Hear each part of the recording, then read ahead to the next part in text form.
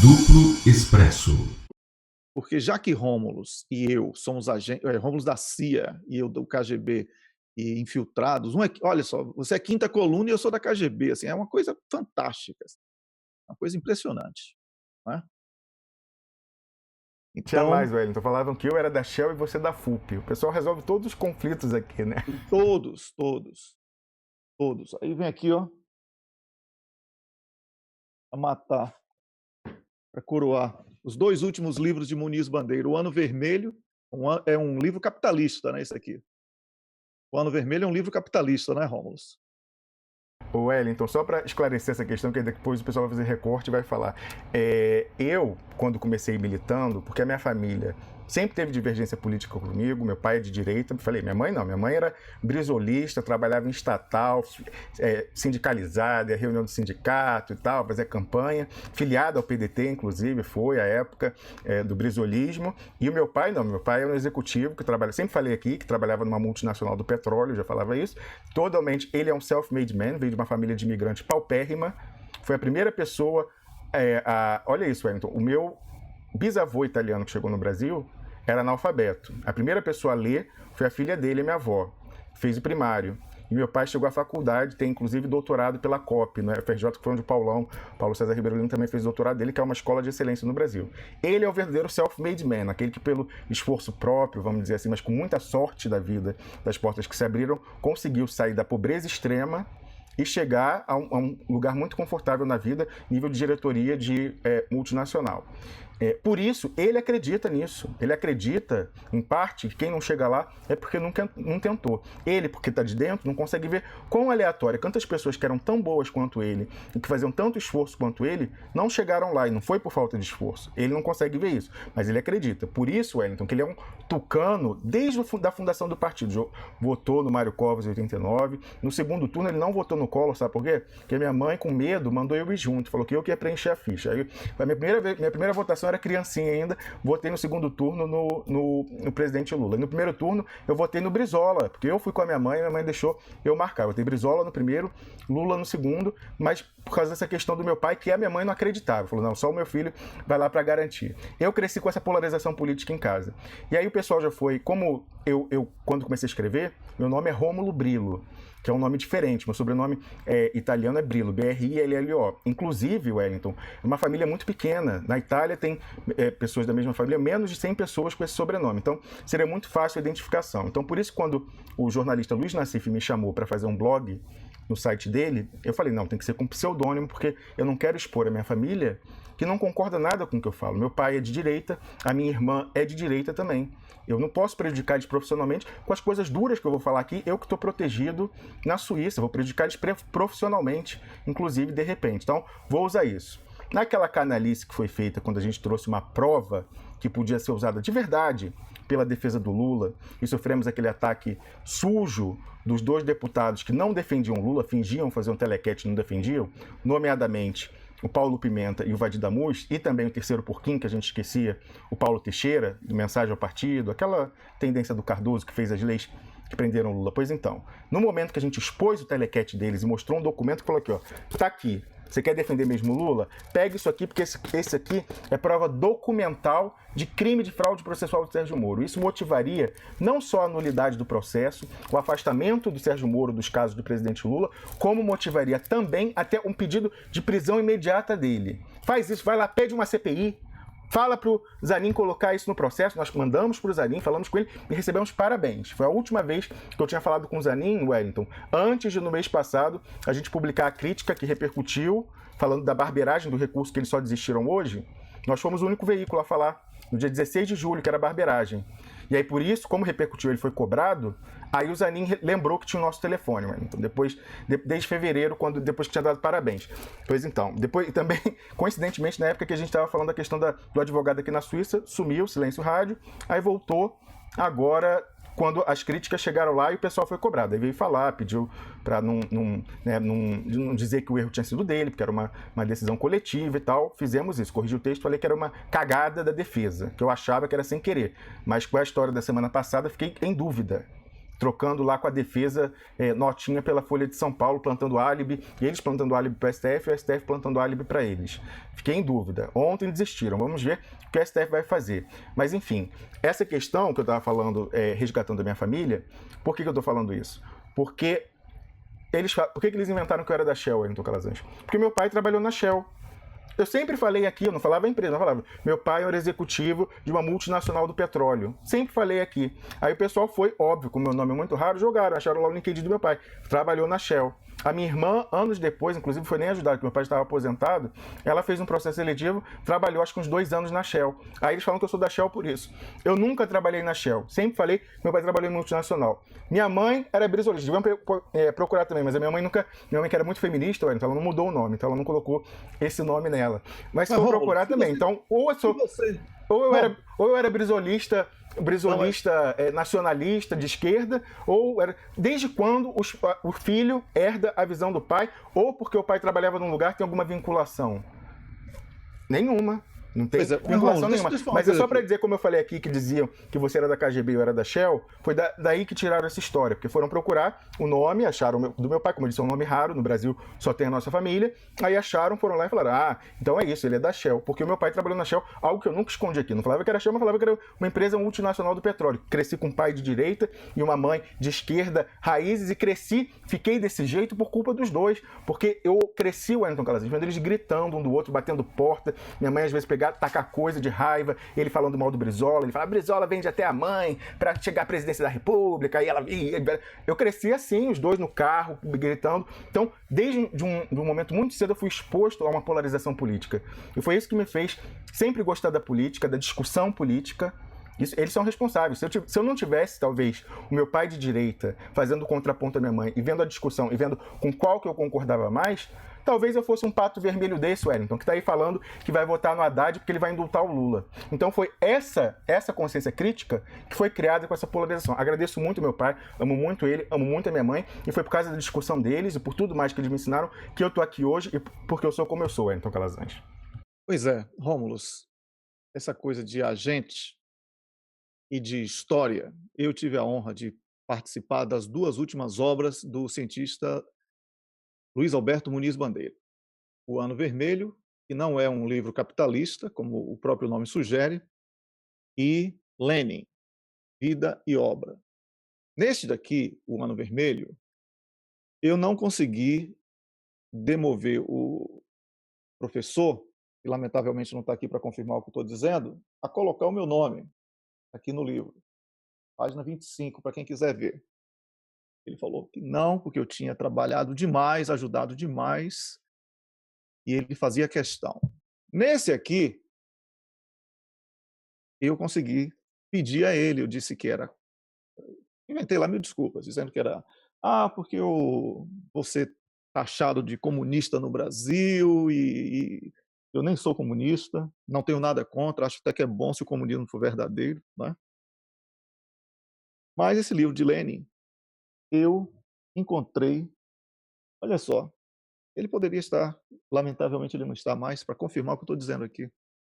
Eu encontrei 2 erros de informação. Imagine, de informação, não foi assim de ortográfico, não, de informação. Tinha 2 coisas que não eram corretas, porque eu tinha ido à Holanda e recebi uns documentos, de lá de Amsterdã, e na Biblioteca Nacional aqui da Suécia eu consegui outros, e no confronto, a informação que estava na pesquisa do professor Muniz não casavam com as informações dos documentos. Enviei para ele os documentos, ele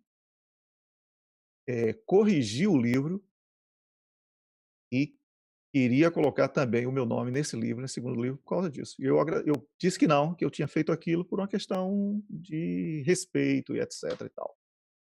Então, Wellington, você não está dizendo aí porque você não gosta de expor essas coisas pessoais, mas você, no fim da vida do professor Muniz Bandeira, e eu já ouvi a esposa dele falando isso quando falou com você, uma vez que estava a gente conversando, ela ligou, você foi uma alegria para ele, ligava para você quase todo dia, horas, conversavam por dia. Todos os dias. Todos os dias, inclusive, quando ele faleceu, quem ficou muito triste foram seus filhinhos, e eu já vi vocês perguntando, ele chamava, era vovô que eles falavam, Titi, como é que eles falavam? Não, professor. Cadê o professor, tal, porque eles viam ali, quando o Wellington ligava, o Muniz Bandeira pedia para ver eles na câmera e tal, que os filhos do Wellington são lindos, os dois. Então, por causa dessa questão, era um envolvimento pessoal. E você, tem live até mostrando isso, como você ficou impossibilidade de falar com a notícia de que ele tinha falecido. Tem live, ainda era cafezinho do WC, a gente fez uma emissão, um programa especial, você várias vezes teve que interromper, né, para chorar, e eu falando, então assim, alguém pode dizer que o professor Muniz Bandeira ia trabalhar com alguém com interesses que não fossem nacionalistas, pela nacionalidade brasileira?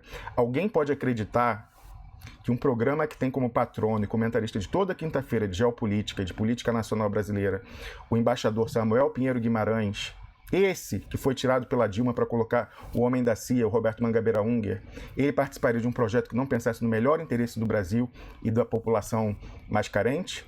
Se a gente está fazendo aqui, se a gente está se expondo e ficando isolado, porque nós estamos contra a direita e estamos indo contra o pessoal que deu o golpe no maior partido de esquerda, nós estamos ficando isolados. Alguém pode acreditar que a gente estaria fazendo isso se não fosse no melhor interesse do Brasil, que a gente ia resistir a uma tentativa de cooptação que tentaram fazer? Lá depois que o Lula foi preso, falaram, olha, um figurão aí, como eu falei, uma liderança quase tão idolatrada pela militância quanto o presidente Lula. São poucos, ele com ascendência do partido.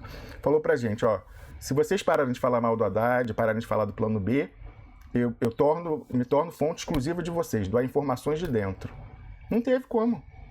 Não tem.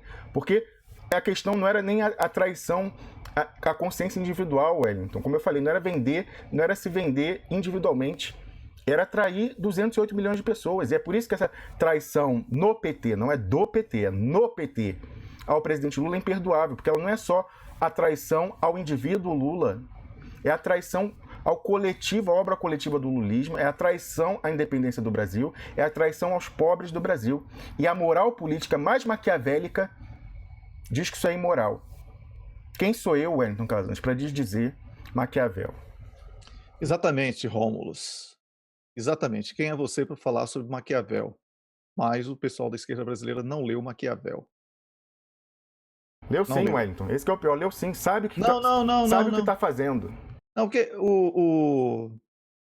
não era isso que era Maquiavel. Essa visão sobre Maquiavel é distorcida. Essa visão sobre Maquiavel, mas isso é uma discussão muito profunda, não dá para...